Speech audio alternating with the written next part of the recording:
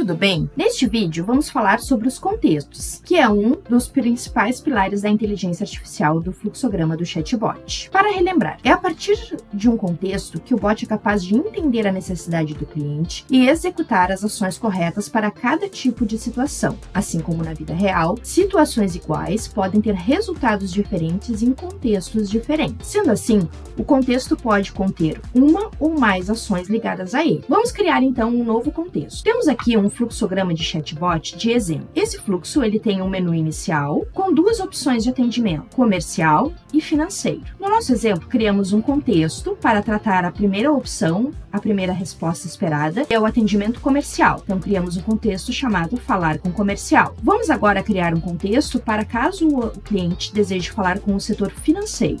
No menu lateral, clico em adicionar novo contexto.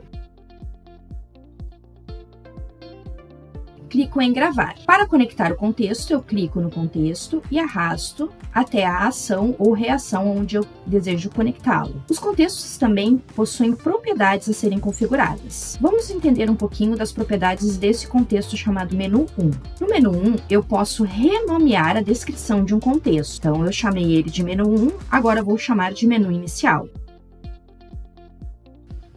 Clico em gravar. A alteração do nome do contexto foi realizada com sucesso. Vamos entender um pouquinho mais das propriedades de um contexto. Outra propriedade importante são o máximo de tentativas inválidas. Aqui temos um botão de ajuda que explica como funciona esse máximo de tentativas inválidas.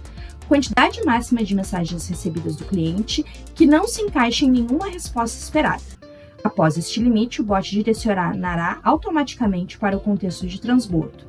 Informe 0 para ignorar o limite. Vamos entender então o nosso fluxo. Nós temos aqui um contexto de menu inicial, onde eu apresento um menu com duas opções.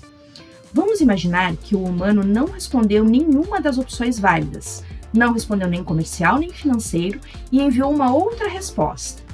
Diante desta situação, eu tenho aqui uma reação chamada entrada inesperada, para contemplar a situação em que o cliente não respondeu nem comercial, nem financeiro.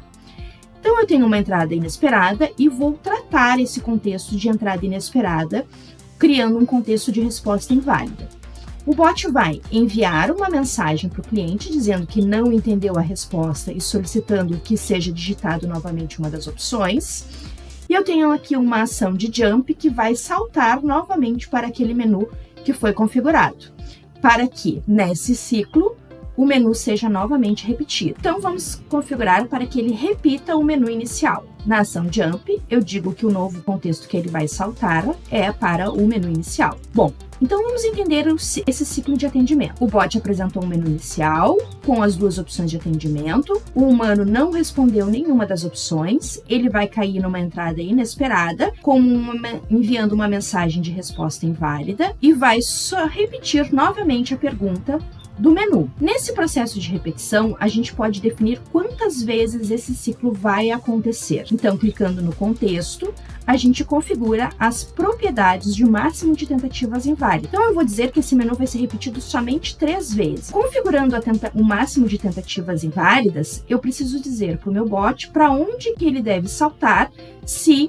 exceder essas tentativas. Então, eu tenho a configuração do contexto de transbordo. No nosso exemplo, vamos seguir então que se, a partir de 3 tentativas inválidas, o bot não entendeu a resposta, ele vai encaminhar o atendimento para o contexto de encaminhar para uma fila humana. Clico em gravar, fiz as minhas configurações. Entendendo então a lógica, vamos apresentar o menu inicial com as duas opções de atendimento. Se o cliente responder uma resposta diferente das opções programadas, ele vai cair no contexto de entrada inesperada, vai cair nas respostas inválidas, vai receber uma mensagem dizendo que o bot não entendeu a resposta e vai saltar novamente para repetir o menu. Nessa sequência, ele vai fazer 3 vezes esse ciclo e, não sendo uma resposta válida nas 3 tentativas, ele vai ser direcionado para encaminhar para o contexto de encaminhar para o atendimento humano. Nesse contexto, ele vai enviar uma mensagem informando que ele já será atendido e vai encaminhar